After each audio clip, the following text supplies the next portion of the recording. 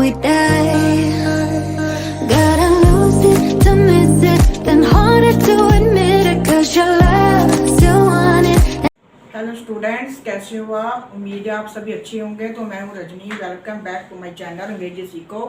तो मैं 4-5 दिन से आपको वर्ब और उनकी काइंड्स के बारे में आपको पढ़ा रही हूँ, दो दो करके आपको समझा रही हूँ।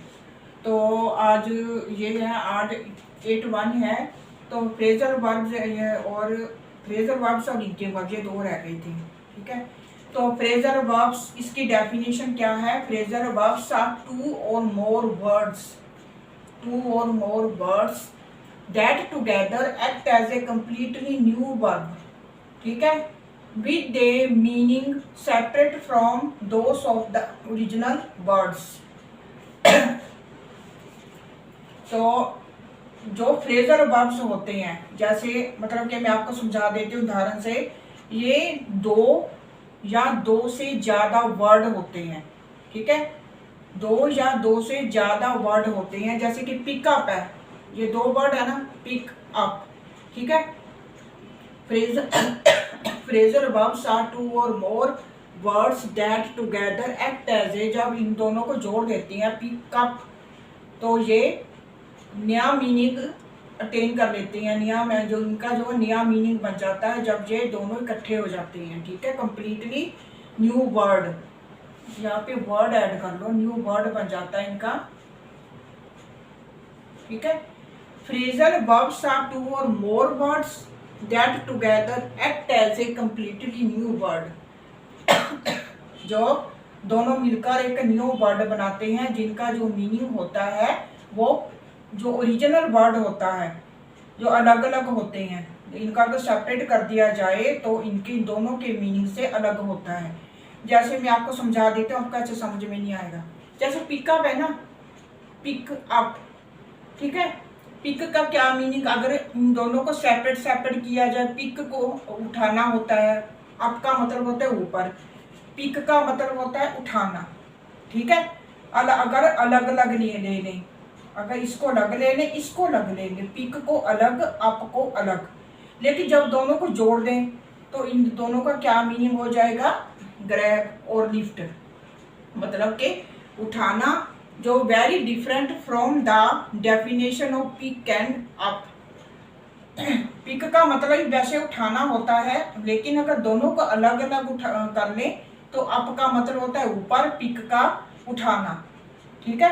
तो अगर इन दोनों को जोड़ दें तो इनका जो दोनों का मीनिंग है, इन दोनों को जोड़ के जो पिकअप, दोनों को जोड़ के जो मीनिंग बनता है उसका मतलब होता है ग्रैब या लिफ्ट, मतलब उठाना, ठीक है। वेरी डिफरेंट, जो कि डिफरेंट है from the definition of pick and up. अगर दोनों को अलग अलग कर दें, अगर इन दोनों को अलग अलग कर दें तो इन दोनों का मीनिंग अलग अलग हो जाएगा, लेकिन इकट्ठा कर दें तो मीनिंग अलग हो जाएगा।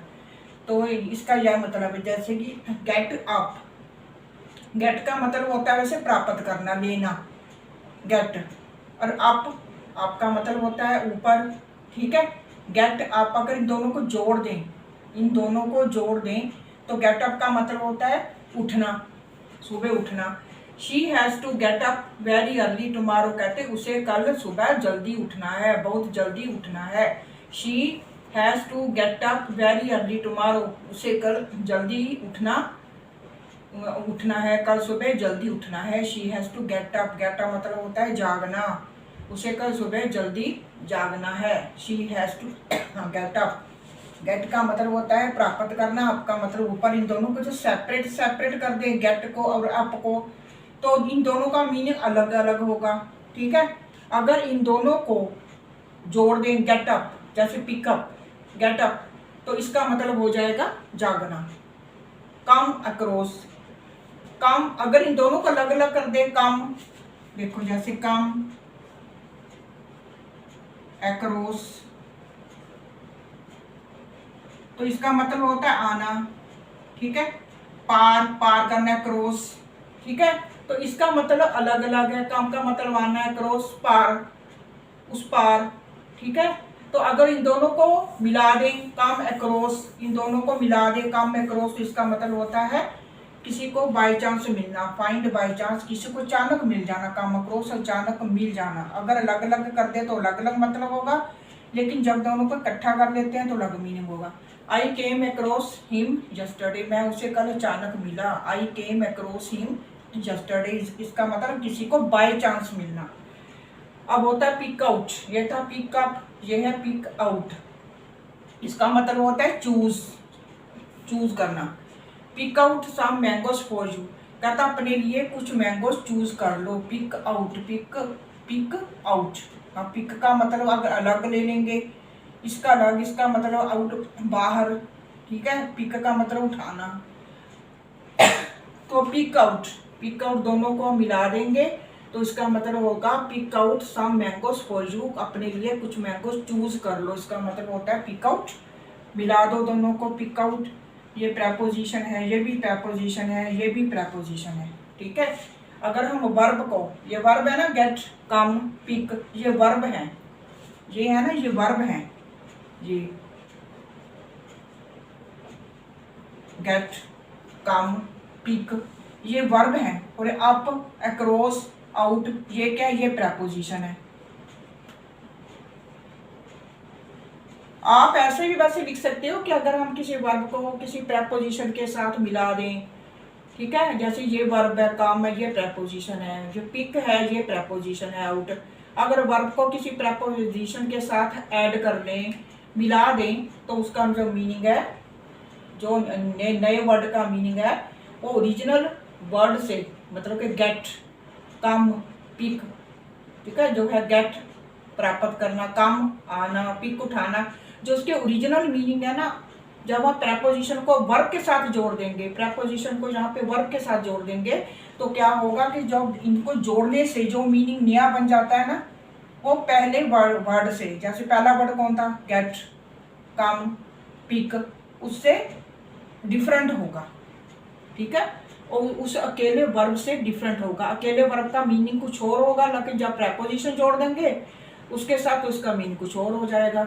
गेट का मित्र मीनिंग होता है लाना, ठीक है, कुछ प्राप्त करना, मिलना। कम का मतलब होता है आना, पिक का मतलब होता है उठाना। लेकिन जब पिक के साथ आउट जोड़ देंगे हम, पिक आउट, तो उसका मतलब हो जाएगा चूज।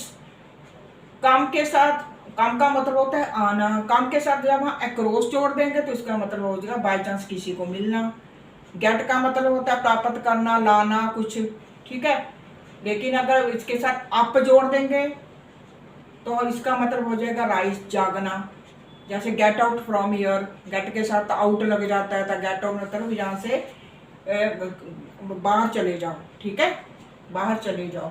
गेट के वैसे बहुत से हैं, अभी तो मैंने एक एक ही करके बताए हैं। कम के भी फ्रेजल वर्ड्स बहुत से बन जाएंगे गेट के, ठीक है। पिक के भी बहुत से वर्ड, अभी तो मैंने आपको वर्ड की काइंड्स बताई हैं, लेकिन इनके उनको गेट के अलग हैं, कम के अलग फ्रेजल वर्ड्स बहुत से बन जाएंगे, इसके पिक के अलग बन जाएंगे। लेकिन अभी मैंने डिटेल में ये आपको समझाया नहीं है, ये वैसे अभी मैं आपको काइंड्स के रूप में समझा रही हूँ कि ये वर्ड की काइंड है, ठीक है। फ्रेजल वर्ड्स का क्या मीनिंग है और इसका मतलब के क्या एग्जाम्पल्स हैं, कैसे आपको समझ में आएगा। जो लिंकिंग वर्ब्स होते हैं, जो लिंकिंग वर्ब जो है वह सब्जेक्ट को, a linking verb connects the subject of a sentence with a subject complement. जैसे नाउन, प्रोनाउन, किसी भी जो लिंकिंग वर्ब होता है ना, लिंकिंग वर्ब वैसे ये ऑक्सिलरी वर्ब की तरह ही है, जो स्टेट वर्ब मैंने आपको समझाए थे उसी तरह ही है, जो कि मेन वर्ब की मदद करती हैं या मेन वर्ब को सब्जेक्ट के साथ जोड़ते हैं। A linking verb connects the subject of a sentence with a subject complement, noun, pronoun or adjective that describes the subject। अभी डेफिनेशन को अच्छी तरह से समझना है तो पहले ये आपको मैं एग्जांपल समझा देती हूँ। मैक्स इज एक्साइटेड, ठीक है। जो मैक्स है वो एक बंदा है, पर्सन है, ये सब्जेक्ट है। जो इज है ना, वो इन दोनों को जोड़ रहा है, मतलब सब्जेक्ट को, दैट कनेक्ट्स द सब्जेक्ट। जो सब्जेक्ट को किसके साथ जोड़ सकता है, नाउन के साथ, प्रोनाउन के साथ या एडजेक्टिव के साथ, इन तीनों के साथ जोड़ सकता है, या इन तीनों में से एक के साथ जोड़ सकता है।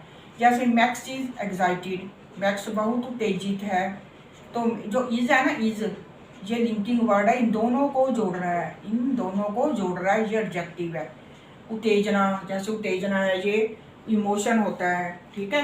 तो जो इज है ये एडजेक्टिव हो गया, ये मैक्स हो गया। द वर्ब इज, जो इज है वर्ब वो link the subject max, max को किसके साथ जोड़ रहा है, एक्साइटेड के साथ। जैसे अगला एग्जांपल है शी सीम्स ब्यूटीफुल, वो सुंदर दिखाई देती है। शी सीम्स दिखाई देना, सीम्स, तो ये इन दोनों को जोड़ रहे हैं। ब्यूटीफुल एडजेक्टिव होता है जो किसी की विशेषता को बताता है कि ये वो ब्यूटीफुल दिखाई दे रही है। She seems beautiful, the verb seems, ये लिंक इन दोनों को कनेक्ट कर रहा है, शी और ब्यूटीफुल को। The verb seems links the subject she to the adjective beautiful. आगे भी ऐसे ही है, जैसे कि जो ऑरेंज का जो स्वाद होता है वो कैसा होता है, स्मेल को सूंघ कर देखो, ऑरेंज को सूंघ कर देखो, मीठा नजर आता है, वो मीठा लग रहा है, ठीक है, अगर उसको सूंघते हैं तो।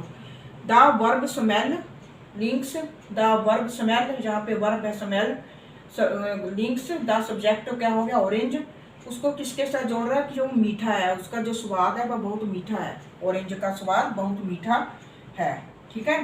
तो ये हो गया सब्जेक्ट, ये लिंक कर रहा है, दोनों को कनेक्ट कर रहा है, ऑरेंज को स्वीट को, ये वर्ब है, ये सब्जेक्ट को एडजेक्टिव के साथ लिंक कर रहा है। ही बिकेम सैड, वो उदास हो गया, तो ये बिकेम वर्ब है। The verb became links the subject he subject है, टू द एडजेक्टिव सैड, कि वो उदास हो गया, ही बिकेम सैड। तो बिकेम है लिंकिंग वर्ड, इन दोनों को जोड़ रहा है, ही को सब्जेक्ट को, एडजेक्टिव से उदास होना भी एडजेक्टिव होता है, ठीक है। ही बिकेम सैड, जैसे ऐसे भी हो सकता है, ही इज टीचर, जो इज है वो ही को टीचर के साथ जोड़ रही है, ठीक है, ऑब्जेक्ट सब्जेक्ट को ऑब्जेक्ट के साथ जोड़ रही है, teacher, he is a teacher, मतलब कि उसका प्रोफेशन बता रही है। ये भी स्टेट वर्ब की तरह ही है, लिंकिंग वर्ब जो होते हैं वो भी स्टेट वर्ब की तरह ही होते हैं, जो कि इन दोनों को जोड़ते हैं, जो मतलब कि जो मेन वर्ब है उसको मतलब कि उसकी मदद करते हैं। मैक्स इज एक्साइटेड, जो ऐसे भी बोल सकते हैं, लिंकिंग वर्ब वो होते हैं जो कि सब्जेक्ट को एडजेक्टिव के साथ, नाउन और प्रोनाउन, ये तीनों में से ये भी हो सकते हैं, प्रोनाउन जो एडजेक्टिव के साथ जोड़ते हैं। तो मैंने ये आज ख़त्म कर दिए हैं फ्रेजल वर्ब और लिंकिंग। और एक पॉजिटिव वर्ब भी होते हैं, वो अलग समझाऊंगी आपको, ठीक है। तो ये तो थे 9, ये मैंने ख़त्म कर दिए, लेकिन जो बाकी फ्रेजल वर्ब्स हैं ये वाले हैं वे आपको डिटेल में समझाऊंगी। ये तो मैंने काइंड्स को बता रही हूँ अभी, ये कौन सी काइंड्स है वर्ब की। तो पॉजिटिव वर्ब भी होती है जिसमें गेट, लेट का हम यूज़ करेंगे, मेक का, वो आगे जाके आपको समझाऊंगी। पहले पार्ट्स ऑफ स्पीच को ख़त्म कर लूँ, उसके बाद मैं आपको ये सभी समझाऊंगी ये कौन से वर्ब होते हैं, तो फ्रेजल वर्ब्स कौन से होते हैं। हो सकता है मैं कल ही आपको थोड़े से और समझा दूँ फ्रेजल वर्ब्स, तो ठीक है। ये जो मेरा था ये स्पीच, इस पे जो वर्क पे थी वो तो आज ख़त्म है, तो कल मैं देखूंगी जो थोड़े से और मिल जाती हैं फ्रेजल वर्ब्स, मैं आपको डिटेल में समझा दूँगी। तो प्लीज़ अगर आपको थोड़ा सा भी मेरा समझ में आता हो तो प्लीज़ मेरे वीडियो को शेयर करें, चैनल को सब्सक्राइब करें, तब ताकि मुझे भी आपसे मोटिवेशन, थोड़ी सपोर्ट मिलता रहे, और कुछ में जो मुझे नॉलेज है मैं आपको देती रहूँ। तो थैंक्स फॉर वॉचिंग।